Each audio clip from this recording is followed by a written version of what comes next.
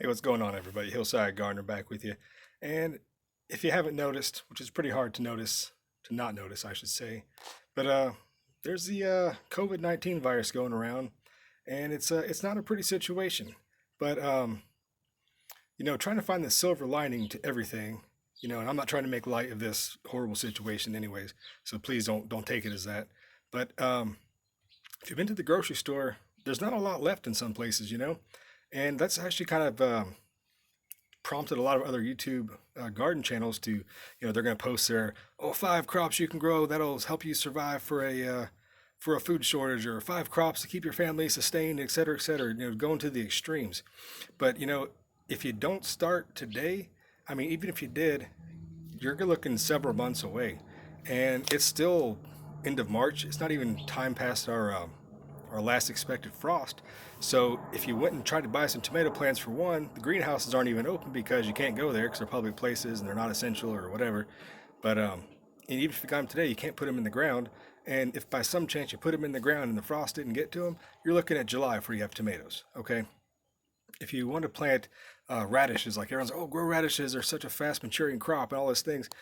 That's cool, but just think back in the last 6 months, how many radishes have you eaten?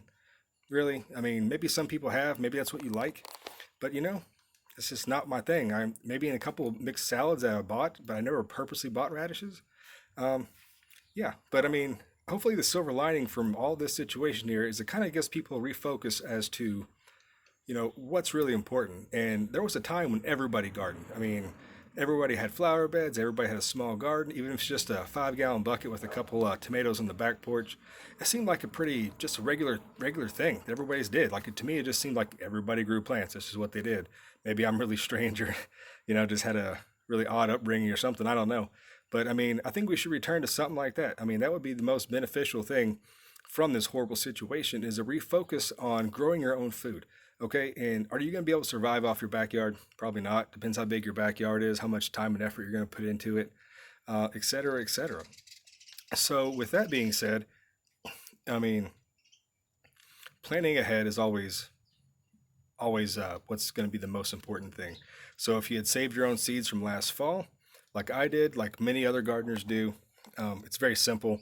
And I'll make sure I'll show some videos of that in the fall, just so I can kind of pass that on for those of you who may not be familiar or not really aware that you can save your own seeds, and the parameters and the kind of things you need to do to ensure you select the right seeds to save. But that's for another video. You want to stick with the heirloom seeds. Just kind of give you that if you want to look into that on your own. But like I'm saying, what I heard is that Lowe's, I believe, Lowe's and a couple of the big box stores are going to be shutting down completely.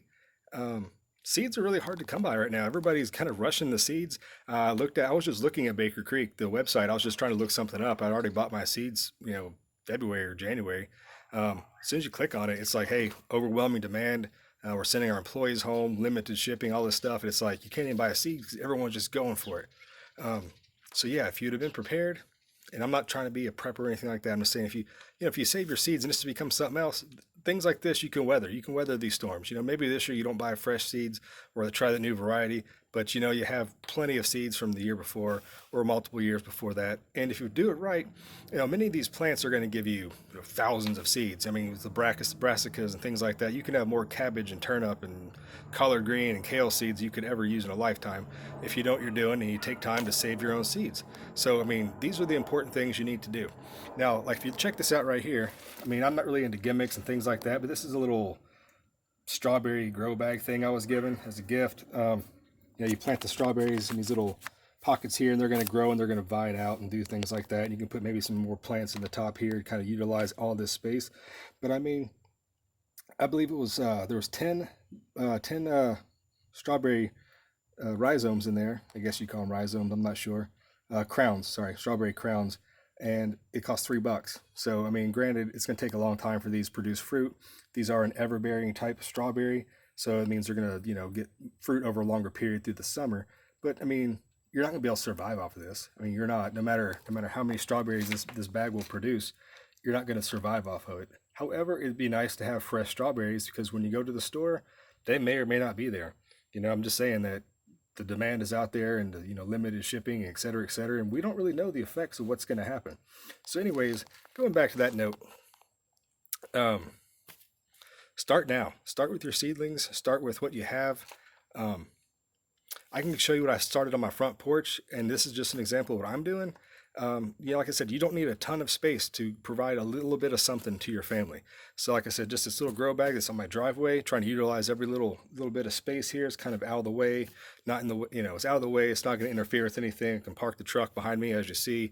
This thing gets plenty of sun, keep it watered, and hopefully you get some strawberries out of it for a $3 investment for the old crowns. They're on clearance because I think they were neglected, or they don't look the healthiest. Maybe they didn't get watered. I'm not sure, but $3 for 10 strawberry crowns. And if you know anything about strawberries, 10 strawberries, if you know how to harvest the runners and create more plants, those 10 runners, 10 runners, those 10 plants will produce multiple runners. So you could easily go from 20 to 30, maybe even 40 plants by next year.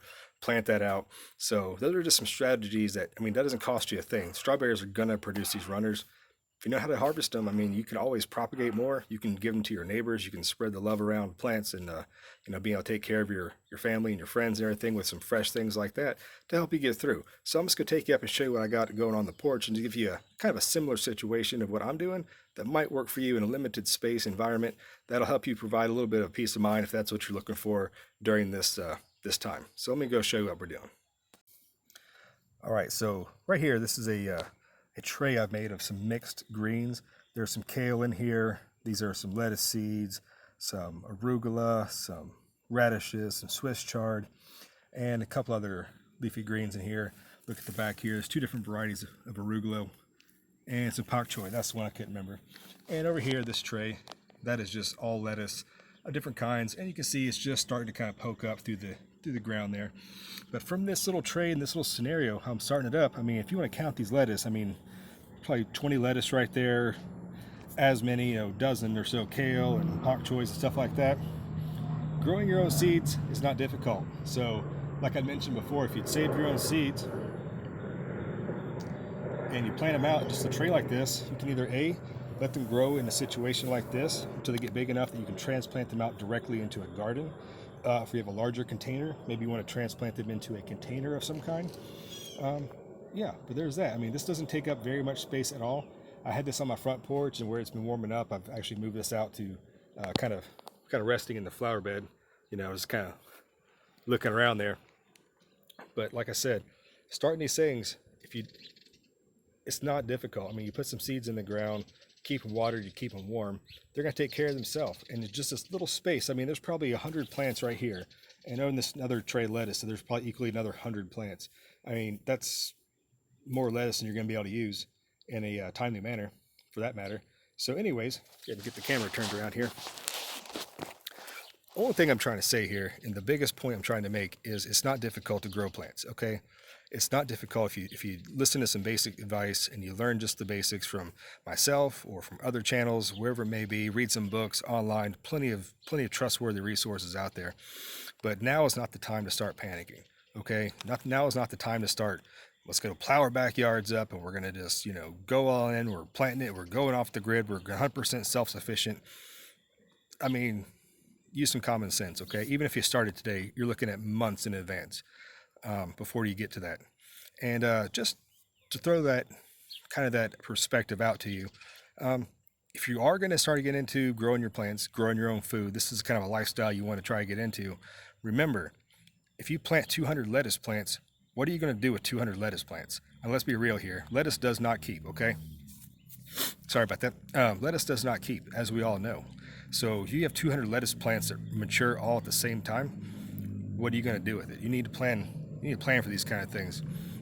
If you plant an entire packet of radish seeds because everyone's saying, oh, grow radishes, it's 3 to 4 or 5 weeks, you're going to be having fresh radishes. That's cool. But when you have 200 radishes that don't store well, don't keep, and not many people really like radishes. I'm sure there are people that will, and you'll give me some hate mail in the comments, but that's fine.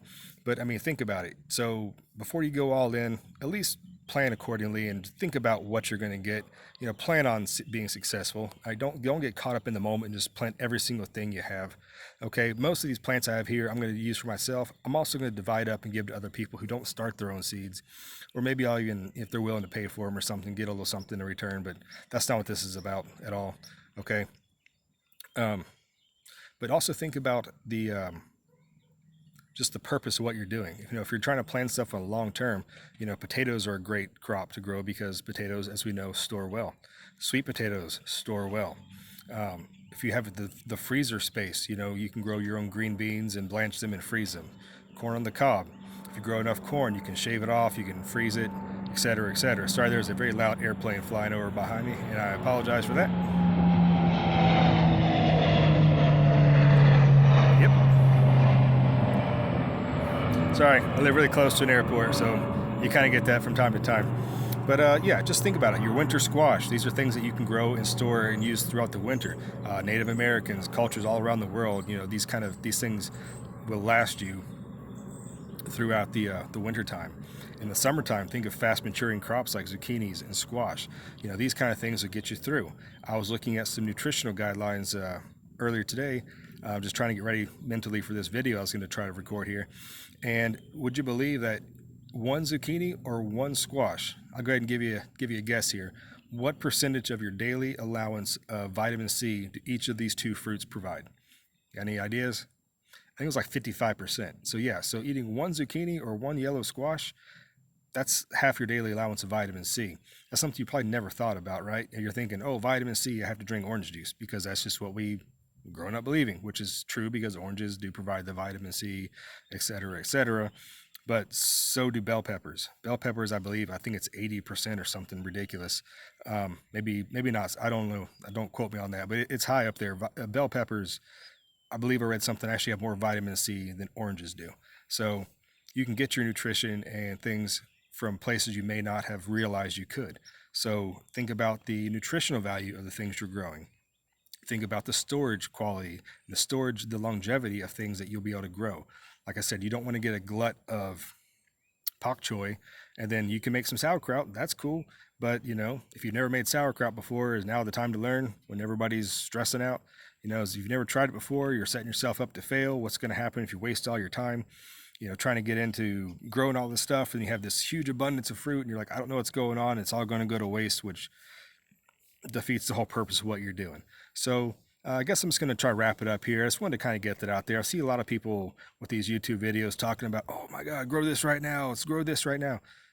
Just relax, okay? You need to think about what you're doing, whether it's a peace of mind thing or whether you're really trying to go 100% off the main grid, something like that. I don't know. But the final comment I'll leave you with, and I don't like to do social media and things like this, but I've seen this so many times and it cracks me up. And now is kind of going full circle back to where we're at right now. Okay. You see people post things and I hear people say this all the time. They've even said it to me about like, why do you even grow plants? Why do you grow your own food? Because the grocery store is down the road. You can always go buy your own groceries. There's always things here. There's always things there. Well, now there's not. I actually went to the grocery store today. You know what? There were no onions, no potatoes. None. I actually was going to try to buy a bag of potatoes, just one bag for myself, not prepping or hoarding or anything like that, just buying potatoes. None. Not a single potato in the store. Okay, so there goes to show you that sometimes things may not be available. Okay, and on that note, once upon a time, we used to eat seasonally. I remember as a kid, you'd wait till June or July until the farmers would bring out the fresh sweet corn and everybody would line up. They'd have corn in the back of their trucks. Everyone want to get it, when it's fresh. Same with the peaches. There was a guy down the road had a giant orchard of peaches or something like that. And when the peaches were ripe, people would line up and you would just get them fresh picked right off the truck. Best thing ever. Plums. I think he had his plums as well. Same thing. You get fresh tomatoes in the summertime, you can't beat it. But when it's January and you expect to have the fresh produce like you have in the summertime when it's the natural season, I don't know what's going to happen. Neither does anybody else. Maybe that's not going to be as common of a thing. Maybe it's be more difficult with importing restrictions or just, shipping restrictions or something. I don't know. So like I said, things are going to change, but as long as you're able to grow something on your own, go for it. Every little bit's going to do something to help yourself or peace of mind. And you know what? Gardening's fun. So throw that out there as well. I mean, gardening is really, really fun. It's awesome to grow from, you watch a little seed come up, you watch it, grow, and you watch it develop, and you watch it and wait and wait and wait till that fruit is ripe or that leaf is big enough that you want to harvest it, or maybe you want baby greens. It doesn't matter. I could talk about this all day, every day, and never get tired, never say the same thing. Well, all right. Yes, I will. Don't get mad. But anyways, I really will wrap it up right here. This is just some things I was kind of going through my mind I wanted to get out, and hopefully it made some sense. Hopefully some of you guys out there watch this and it makes some sense to you, and you want to go ahead and leave some comments below. Just talk about it, spread your ideas. What's going on with you in your garden, in your neighborhood? What are you seeing out there? Okay, so please go ahead and subscribe too, if you don't mind. Just follow along. Tons of gardening content, and we'll see you next time here on the Hillside. All right, guys. Bye-bye.